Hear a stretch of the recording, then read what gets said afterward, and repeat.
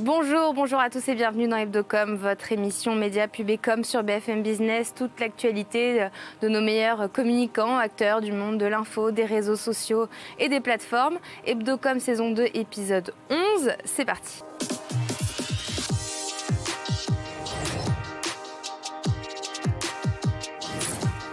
BFM Business et CB News présentent Hebdocom, Rebecca Blanc-Lelouch.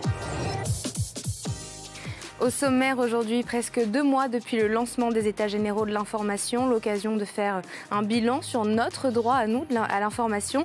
Et son délégué général Christophe Deloire est notre invité dans un instant. Comme d'habitude, les news seront passées en revue par Simon Tenenbaum. Et puis pour terminer, les Restos du Cœur sont en difficulté pour leur 39e campagne. Quelles en sont les raisons et qu'est-ce qui aurait pu être mieux fait à travers leur communication? On en parle avec nos experts. Mais tout de suite, je retrouve mon invité, c'est Christophe Deloire. Aujourd'hui, on va parler du droit à l'information, à l'heure des réseaux sociaux, de la tech, parfois relais des fake news. Et face aux géants du numérique financés eux aussi par la pub, où est-ce que se trouve le curseur entre les médias publics, les médias privés? Ce sont ces questions qui sont posées à l'occasion des États généraux de l'information qui ont commencé début octobre. Bonjour Christophe Deloire. Bonjour. Merci d'être avec nous aujourd'hui. Vous êtes son délégué général et êtes également secrétaire général de Reporters sans frontières. Ce droit à l'information est questionné aujourd'hui pour plusieurs raisons. Mais d'abord, quel a été l'élément déclencheur de ces États généraux de l'information? Emmanuel Macron les avait promis l'année dernière. C'est le gouvernement qui les finance. Pourquoi maintenant et quels en sont ses objectifs? Les objectifs des États généraux de l'information, c'est de proposer une stratégie et un plan d'action pour la France pour garantir le droit à l'information à l'ère numérique, au XXIe siècle. Le droit à l'information, c'est le droit des citoyens, de l'ensemble des acteurs, d'avoir accès à une information fiable, de n'être pas manipulé par des campagnes de désinformation, de ne pas se trouver en proie à des ingérences étrangères qui peuvent porter atteinte à la sincérité des processus démocratiques. Bref, c'est un enjeu pour notre démocratie, pour nos droits, pour nos vies. La plupart des Français, et le baromètre publié par le quotidien La Croix le prouvait encore ces derniers jours, une bonne partie des Français aujourd'hui ne savent plus où trouver l'information fiable. C'est en tout cas ce qu'ils disent, c'est qu'il y a une profusion d'informations qui d'ailleurs suscite une fatigue informationnelle, une forme de lassitude. Mais où est le vrai, où est le faux? Tout ça est mélangé dans le nouvel écosystème de l'information, dans le nouvel espace informationnel qui est celui de la technologie. Le baromètre de La Croix qui a été publié cette semaine révèle que plus de la moitié des Français, 57%, ne font pas confiance aux médias. Là, on est dans la première phase de ces États généraux, dans la phase de diagnostic qui va durer, il me semble, jusqu'à mi-décembre. Quelles sont les attentes des citoyens jusqu'à maintenant? Et une fois que ce diagnostic aura été posé de façon définitive, que va-t-il se passer? Quand on interroge les Français de manière générale, alors là on est en train de faire ce travail, il y a une consultation citoyenne organisée par le Conseil économique, social et environnemental qui vient de se terminer, il y aura des assemblées délibératives, un tour de France des États généraux avec des soirées sous chapiteau, des assemblées citoyennes. Mais de manière générale, ce que les Français disent, c'est il y a une profusion où on est perdu. 2, on a eu des attentes s'agissant de la transparence des médias et des preuves sur l'intégrité de l'information. Et puis 3, on veut un vrai pluralisme, que les journalistes disent tout de la réalité et pas seulement une partie. C'est ce qui est parfois reproché aux médias. Maintenant, ce dont on a besoin, c'est de solutions. Ce n'est pas de déplorer. Voir ce qui se passe, le constater, c'est une chose, mais on a un bouleversement dans l'espace informationnel et il faut qu'on trouve aussi aujourd'hui des solutions pour garantir l'avenir du journalisme, de cette fonction sociale qui consiste à être des tiers de confiance pour la société, pour les marchés aussi, je suis sur BFM Business, pour les acteurs économiques, pour tous. Comment fait-on pour que sur les plateformes numériques, on sorte de cette concurrence déloyale entre des contenus sponsorisés, de propagande, des rumeurs et le journalisme de qualité. Bref, comment fait-on pour remettre dans notre espace public, dans notre espace informationnel, au cœur de cet espace, de l'information fiable, pluraliste, indépendante? On sait que l'une des grandes questions, et le baromètre La Croix le prouve une année de plus pour les Français, c'est la question de l'indépendance vis-à-vis de l'argent. Justement, une fois que vous auriez des premières solutions, une fois ces diagnostics faits, cette étude un petit peu aboutie, quels seront vos outils pour les mettre en application? ces solutions? Les outils, à la fin, comme l'a dit Bruno Lasserre, qui est le président des États généraux, nous n'avons pas vocation à nous substituer au gouvernement ou au Parlement. Vous avez quand même proposé... Une mission nous a été confiée qui consiste à organiser ce chantier collectif avec une large participation professionnelle pendant des mois et des mois, avec une participation citoyenne très intense et avec différents dispositifs, modalités de participation citoyenne, et puis une participation du monde de la recherche. Maintenant, on collecte toutes les propositions et on va dégager des grandes orientations à partir de ces propositions. Parce que l'enjeu, c'est que souvent, on raisonne encore, s'agissant du champ de l'information, sur le secteur historique des médias. Et qu'il y a toujours une réalité, il y a toujours des rédactions qui produisent des contenus, mais ces rédactions, aujourd'hui, elles sont en concurrence directe avec des gens qui n'ont rien à voir. Et donc, il faut qu'on arrive à raisonner, à travailler sur la base de ce qu'est la réalité de l'espace informationnel aujourd'hui. Et du point de vue des citoyens, l'espace informationnel, c'est des journalistes, c'est toutes sortes d'acteurs, personnes physiques ou morales qui sont sur les réseaux sociaux, c'est aujourd'hui des producteurs d'intelligence artificielle. On a eu un bouleversement depuis 20 ans de la distribution de l'information. Avec l'intelligence artificielle, on entre dans une disruption de la production elle-même. C'est un chamboulement majeur et tout notre appareil de régulation, notre cadre de régulation, en fait, n'est plus tout à fait adapté au temps moderne. Il faut, pour mettre en œuvre les principes démocratiques, trouver aujourd'hui les moyens en termes de régulation et en tenant compte évidemment des réalités économiques. Et est-ce que cette intelligence artificielle peut tuer les journalistes ? Elles peuvent tuer la démocratie, les intelligences artificielles. Donc le droit à l'information. À chacun et collectivement d'en tirer le meilleur, mais l'enjeu de tous ces outils technologiques qui finalement sont des outils, un outil peut être transformé en outil positif qui fait progresser la société ou en arme. À nous, collectivement, de faire en sorte... ressort quand même du lot.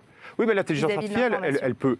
Certains disent que d'ici quelques années, l'intelligence artificielle sera en mesure, elle est peut-être déjà, de produire 99% des contenus produits dans le monde. Il suffit de voir avec quelle facilité des contenus sont produits. L'enjeu ensuite, c'est comment fait-on pour que cette intelligence artificielle ne soit pas utilisée à des fins malveillantes, pour manipuler, pour asservir les esprits, et qu'elle soit un outil positif. Alors, dans beaucoup de champs de la vie collective et individuelle, en matière médicale par exemple, mais aussi s'agissant du débat public, de la diffusion et de la production d'informations. Et alors, comment est-ce que vous l'abordez à travers ces états généraux? Quelles sont les premières discussions à propos de l'intelligence artificielle jusque-là? Il y a beaucoup de questions relatives à la transparence de l'utilisation. Protection des sources également? Alors, la protection, au sens de la protection des sources des journalistes, le lien n'est pas... Ça, c'est d'autres sujets. En fait, on a des sujets qui sont liés à l'écosystème technologique, on a des sujets qui sont liés à la liberté de l'information, l'indépendance éditoriale, les questions de protection, effectivement, du secret des sources. Une journaliste a été placée en garde à vue récemment et c'était un nouvel exemple de l'insuffisance du cadre juridique français. Il y a aujourd'hui du contournement du droit de la presse par des juridictions commerciales. Et donc, il y a toute une grande largeur de spectre de sujets à traiter. Mais en réalité, cette largeur, elle est liée à une chose, c'est à la largeur aujourd'hui de l'espace informationnel. Et quand on veut raisonner sur un système, sur une évolution du système, il faut raisonner à la taille de ce système. La guerre en Israël a débuté une semaine après le lancement de ces états généraux. C'est quand même là un cas qui pose la question de l'intégrité, de la neutralité à travers les états généraux. Qu'en avez-vous tiré de cette couverture médiatique qui est faite depuis un mois? Moi, je ne suis pas un analyste de la couverture médiatique. En revanche, je vois souvent venir vers moi, et notamment en raison des fonctions à Reporters sans frontières, des gens qui disent on veut lutter contre la désinformation, mais la désinformation, en laissant à penser qu'elle est toujours du même côté. Or, ce qu'on voit toute la journée sur les réseaux sociaux, c'est des vidéos qui sont diffusées, amplifiées, rediffusées, que chacun transfère, sans se demander où est la source d'origine. Et si cette source, elle a travaillé avec honnêteté, avec une forme de subjectivité désintéressée, comme disait le fondateur du Monde, Hubert Beuve-Méry, si elle a été produite dans des conditions d'éthique, d'indépendance éditoriale, avec une méthodologie, et chacun se voit simplement conforté dans ses propres biais, ses propres convictions. Et ça, c'est extrêmement dangereux pour la démocratie.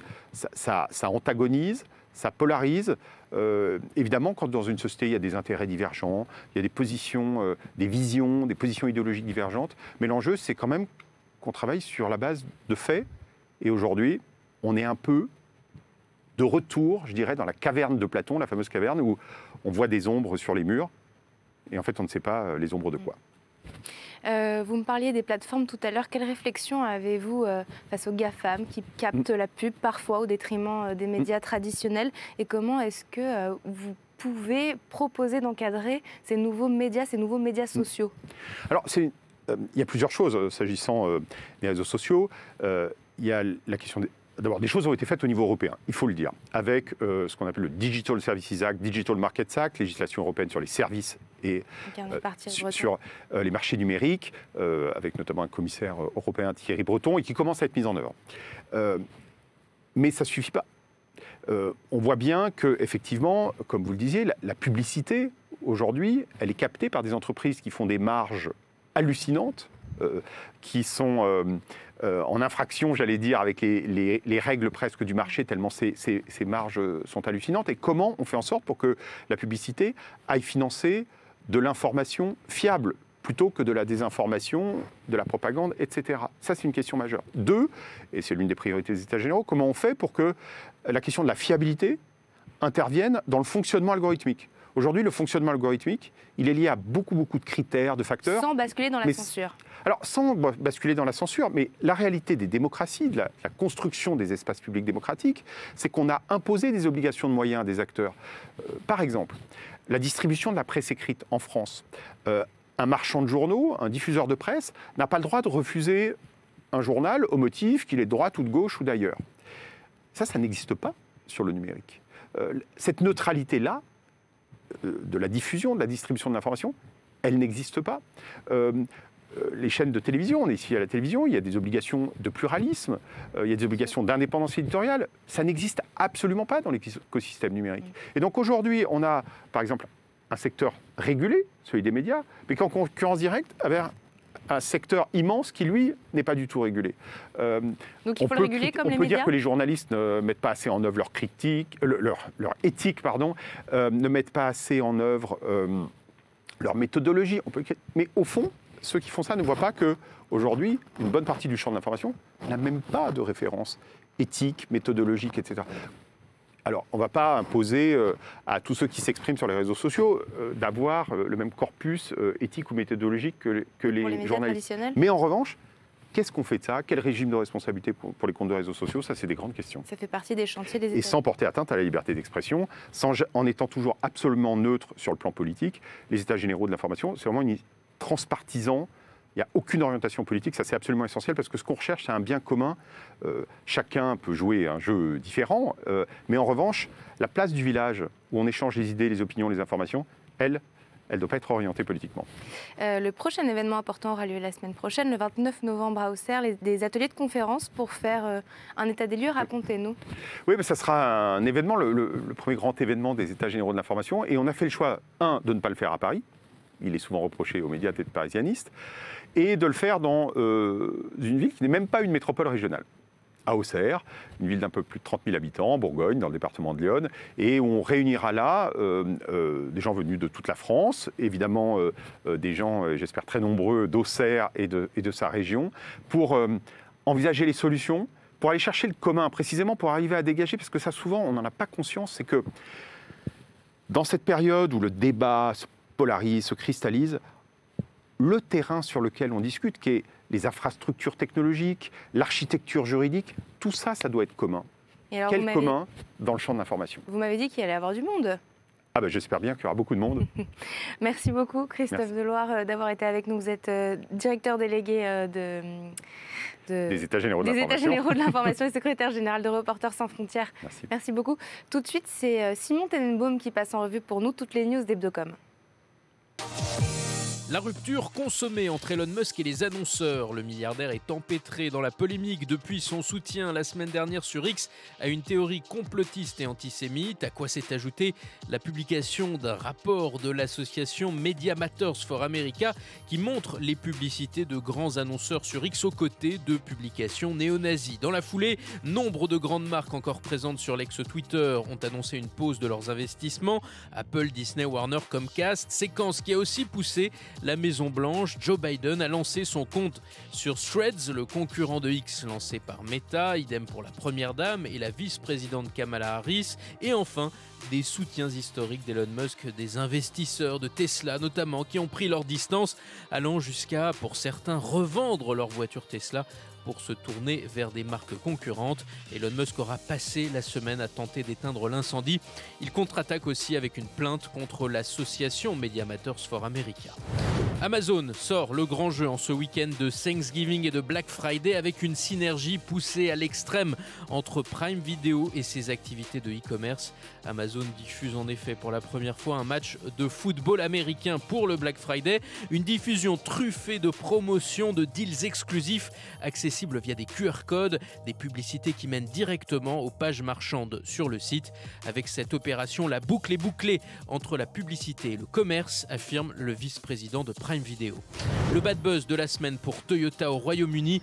Le constructeur s'est vu interdire une publicité par le régulateur britannique du secteur, publicité pour l'un de ses 4x4 où l'on voit une horde de véhicules rouler dans des paysages sauvages et traverser le lit d'une rivière. Toyota ne fait aucun cas avec ce spot de l'impact environnemental, dénonce le régulateur britannique. Le constructeur s'est défendu. Pour lui, cette pub ne fait que montrer les performances de son véhicule pour des professionnels qui ont besoin de faire du hors-piste, bûcherons, agriculteurs ou gardes forestiers. Des arguments qui, on le comprend, n'ont pas convaincu. En difficulté financière, les Restos du Cœur sont contraints de refuser du monde pour leur 39e campagne d'hiver. Pour la première fois de leur histoire, l'association applique un barème plus restrictif. Entre 5 et 10% des personnes accueillies l'hiver dernier se voient refuser l'aide alimentaire cette année. On a donc voulu décrypter la communication de cette 39e campagne des Restos du Cœur pour comprendre et pour conseiller, pour voir comment les associations pourraient être plus percutantes dans cette communication. On a donc fait notre sondage habituel et 51% des personnes interrogées n'ont pas entendu parler de cette campagne, de cette 39e campagne des Restos du Cœur et 6% seulement en ont entendu parler sur les réseaux sociaux. Donc on va décrypter tout ça avec mes experts du jour. Valentin Richardot, bonjour. Salut. Merci d'être avec nous aujourd'hui. Et puis on accueille un petit nouveau aujourd'hui, Charles Sterling. Salut. Salut, merci. Merci d'être avec nous. Tu es consultant data et créateur de contenu. Et Valentin, tu es fondateur de J'ai un pote dans la com, évidemment. C'est quand même assez surprenant de voir que autant de monde est passé à côté de cette 39e campagne. C'est quand même une des associations les plus connues. Charles, pourquoi selon toi ? C'est vrai que je suis assez moi-même étonné parce que j'ai réalisé le même sondage que vous sur LinkedIn et la même réponse. Environ 50% des gens sur mon compte Instagram n'avaient pas entendu parler de la campagne des Restos du Cœur, qui est pour moi en effet une des associations les plus connues de France, mais tout simplement parce que je pense qu'elle n'a pas été assez partagée, notamment sur les réseaux sociaux. Je suis allé voir un peu le compte Instagram des Restos du Cœur, elle a fait 60 000 vues, 12 000 même pas sur TikTok et 12 000 sur Facebook. Donc en fait, j'ai l'impression que les Restos du Cœur se sont un peu fourvoyés, je pense, dans la manière de communiquer. Aujourd'hui, je sais que 50% des bénéficiaires des Restos du Cœur ont moins de 25 ans. Or aujourd'hui, ce n'est pas via la pub à la télévision ou à la radio qu'on va toucher ces personnes-là pour leur expliquer que les Restos du Cœur sont pour tout le monde. C'est plutôt sur les réseaux sociaux et je pense que c'est là où ça a pêché pour cette nouvelle campagne, sachant qu'aujourd'hui, le nombre comme vous l'avez dit, le nombre de plus en plus de personnes ont besoin des Restos du Cœur. C'est dommage que ça n'atteigne pas les cibles voulues. Mais donc la question qu'on peut se poser quand on entend ça, c'est ça veut dire que ça devient obligatoire pour se faire connaître, pour se faire entendre, de communiquer sur les réseaux sociaux aujourd'hui. Tout à fait. En fait, qu'on soit aussi bien une marque, un État ou même une association, les réseaux sociaux sont aujourd'hui primordiaux pour faire de la communication. Et pour moi, par exemple, un événement tout simple qui aurait pu être réalisé, ça aurait été tout simplement d'organiser un événement pour lancer la campagne. Alors, je ne parle pas de soirée, mais du moins un événement pour faire parler de la campagne en invitant des créateurs de contenu qui sont spécialisés, aussi bien dans la partie ESG que dans le côté social, ou même des astuces pour expliquer aux gens que c'est important aussi bien de donner, mais qu'il y a aussi une opportunité pour eux de recevoir de l'aide de la part des Restos du Cœur, tout simplement pour lancer en marquant le coup avec un gros événement. Ça aurait pu faire énormément du buzz sur les réseaux sociaux, sachant que les créateurs de contenu, je pense, sont évidemment assez enclins à aller participer à ce genre d'événements pour aider leurs compatriotes. Valentin, quand tu entends ça, est-ce que tu es d'accord? Est-ce qu'aujourd'hui, on ne peut plus se passer des réseaux sociaux? Oui, non, mais c'est clair, surtout sur cette cible-là. Et je pense que les équipes Restos du Cœur, elles ont en tête tout ça. Simplement, je pense que cette année, elles sont en plein boulot. C'est hyper compliqué. C'est 170 millions de repas distribués en 2022. C'est énorme. Ça augmente c'est assez fou. Donc, je pense qu'il y a un côté, on sait ce qu'on doit faire. On sait que la com, c'est un sujet essentiel et ça passe par le réseau. Ils l'ont déjà fait très bien il y a quelques années. Je pense que là, ils sont dans un travail de fond. C'est de répondre opérationnellement aux besoins des gens. Après, effectivement, je pense qu'il y a eu peut-être un manque à gagner auprès des créateurs de contenu qui, certes, ont été beaucoup exploités cette année, qui ont fait beaucoup d'actions, etc. Mais il y a un problème à la fois systémique et un problème à la fois de fond. Ça manque de clarté sur les enjeux de la com et de la campagne. Et plus largement, c'est hyper compliqué d'être visible aujourd'hui. Avec la guerre en Ukraine et ce qui se passe en Israël, tous les sujets deviennent des premiers sujets, des sujets de premier plan. C'est hyper compliqué. De faire le tri, de mettre en priorité. C'est hyper compliqué de ressortir parce que des gens sont engagés sur certains sujets, d'autres un peu moins. Et au final, on pense que c'est une asso qui est bien ancrée dans la mentalité. Je pense que c'est le cas. Mais du coup, on a des jeunes qui sont peut-être un peu moins déconnectés. C'est une asso qui est quand même bien connue des profils plutôt chez nos parents. Je pense que pour les 18-25, c'est une asso qui n'est pas encore assez connue. Et effectivement, tu disais très bien qu'on aurait pu bosser avec des créateurs. Il y a une campagne qui est sortie de l'agence Change, qui est très belle, qui marche très bien, mais qui reste du 30 secondes en spot télé. Donc, est-ce que ça fait le boulot? Il faut faire un TikTok avec une musique, une trend. Comment ça marche, Charles? Non, je pense pas. Je pense que ce serait déjà bien, par exemple, le premier point, de faire vivre tout au long de l'année les Restos du Cœur. C'est pas seulement un lancement d'une campagne, c'est expliquer l'objectif de l'association, montrer les coulisses de l'événement, pas de l'événement du moins, de la campagne, comment ça se passe, tout le travail qui est fait en amont, comment on va essayer de réceptionner des colis, comment on va monter justement les colis pour les différentes personnes. Et éventuellement, le mieux, ce serait carrément d'interviewer des gens. Alors c'est vrai que ça peut être, certaines personnes disent avoir honte d'aller au Resto du Cœur, mais c'est bien aussi d'en parler pour mettre le doigt là-dessus, parce qu'il y a beaucoup de gens qui n'osent peut-être pas aussi faire cette démarche d'aller voir les Restos du Cœur. Et je pense que c'est montrer aussi que ça peut être n'importe qui, que ça touche énormément de personnes, puisque c'est 1,3 million de personnes, je crois, l'an dernier, qui ont bénéficié des Restos du Cœur. C'est bien de mettre cela en avant. Et en effet, je pense que vraiment les créateurs aujourd'hui pourraient bénéficier de cela. Donc tout simplement en expliquant ce qu'est la campagne ou en créer du buzz et créer des trends, ça va être très compliqué. Mais tout ça d'un point de vue éducatif, informer les gens là-dessus, parce que c'est vrai que l'association a plus de 39 ans désormais et peut-être que les gens se sont un peu lassés et pour essayer de relancer tout ça, mais en effet, c'est d'essayer d'atteindre les jeunes. Et les jeunes, je pense, ont envie peut-être de communiquer là-dessus, surtout les créateurs. Et justement, d'un point de vue éducatif, Valentin, tout à l'heure, tu me parlais des écoles de communication. Qu'est-ce qu'elles devraient faire, selon toi? Ouais, c'est clair. Je pense que c'est un job qu'elles doivent faire. C'est-à-dire, les responsables pédagogiques doivent, je pense... tu sais, les écoles de com marchent beaucoup en compétition avec les étudiants. Ils font des groupes de travaux et ils bossent ensemble. Et ils délivrent des campagnes. Je pense que ça serait intéressant que les responsables pédagogiques se dirigent vers ces associations et fassent des campagnes, même si elles sont fictives. Mais en tout cas, on fait bosser des jeunes dessus. On exploite la créativité de ces jeunes-là à juste titre avec quelque chose de très sain. On les met à contribution. Peut-être qu'il n'y a rien qui va sortir. Peut-être qu'on peut aller plus loin et que la campagne elle est bonne et qu'on peut mettre un intermédiaire, donc une régie ou un autre média qui va médiatiser le message. C'est ce qu'on a déjà vu en 2018 avec le Saxo Print Awards. C'était justement les Restos du Cœur qui étaient l'association sélectionnée. Il y avait des groupes d'étudiants qui devaient bosser sur une campagne et le prix à la fin, c'était d'être affiché dans le métro. Donc pendant un an, tu avais une campagne, certes fictive, qui n'a pas été vraiment faite par une agence, mais qui avait le mérite de vivre pendant un an sur les quais. C'est quand même assez incroyable. Et ça, c'est un peu retombé. Je pense que c'est aussi aux écoles et aux jeunes créatifs de s'approprier le sujet. Charles, toi, en tant que créateur de contenu, est-ce que tu es souvent sollicité par des associations? Est-ce que c'est quelque chose qui arrive de plus en plus? Comment ça se passe pour toi à ce niveau-là? J'ai rarement été sollicité par des associations, plutôt celles tournées autour de l'emploi pour promouvoir l'emploi auprès des jeunes principalement. J'ai essayé de contacter des associations. En général, c'est infructueux. Elles me répondent absolument pas sur Instagram ou elles me disent faites du contenu, mais sans pouvoir accéder en fait directement à l'association. Donc je trouve que c'est un peu dommage, surtout qu'en plus je fais ça, du moins personnellement, à titre gratuit, donc il n'y a absolument aucun problème pour elles. Mais je pense aussi qu'elles ont peut-être un peu délaissé la communication cette année parce qu'elles rencontrent en fait beaucoup de problèmes opérationnels. On sait que les Restos du Cœur ont de gros problèmes pour avoir de l'argent. Je crois que leur budget est passé de 150 à 200 millions cette année, donc peut-être qu'elles sont plus concentrées sur la levée des fonds et aussi elles ont des problèmes aussi pour récolter de plus en plus de biens en fait à distribuer aux gens. Et en effet, je pense que le marketing a été un peu mis de côté là, sur le côté voilà, opérationnel, en fait, vraiment pour les gens. Donc peut-être de ne pas vivre dans le digital totalement sur les réseaux. Mais je pense que ça les a un peu desservis à court terme et j'espère en fait que les gens vont continuer à donner et de permettre aussi de libérer un peu de temps en fait, au Restos du Cœur pour se concentrer aussi sur promouvoir la possibilité de récupérer donc, des biens auprès des Restos du Cœur. Mais il faut savoir que les Restos du Cœur ne donnent pas que de la nourriture, il y a aussi du conseil psychologique, de l'aide pour retrouver de l'emploi. Donc ça, en revanche, ça reste disponible pour tout le monde durant cette campagne. Un mot de la fin, Valentin ? Je pense qu'à nous aussi, avec nos audiences, avec le boulot que tu fais ici, de mettre un peu en avant cette campagne-là et de faire en sorte que ça mobilise un maximum de jeunes, parce que c'est aussi eux les forces vives qui ont besoin d'impacter un peu cet univers. Et de faire rendre compte aussi que le temps que pourraient prendre les associations, finalement, c'est un investissement.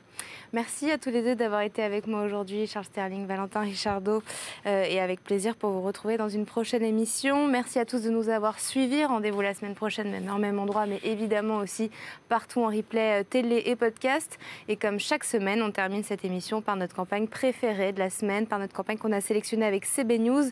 Et cette semaine, c'est un film qui pose cette question. Les technologies numériques ont-elles le pouvoir d'accélérer l'emploi des personnes en situation de handicap ? La réponse est oui, car elles peuvent aider à communiquer, se déplacer et aussi d'adapter les outils et les environnements de travail et chaque jour apporter des nouvelles avancées. C'est l'Adapt qui interroge un monde sans limite et c'est un film signé BETC. Très bon week-end sur BFM Business. Les technologies et le numérique ont ouvert un champ des possibles jamais égalé. Nous sommes capables de simuler les conditions de l'apparition de l'univers. Nous faisons battre et transplantons des cœurs artificiels. Nous nous déplaçons dans des voitures totalement autonomes. Nous imprimons de la nourriture en 3D. Nous savons stocker des quantités astronomiques de données dans des atomes.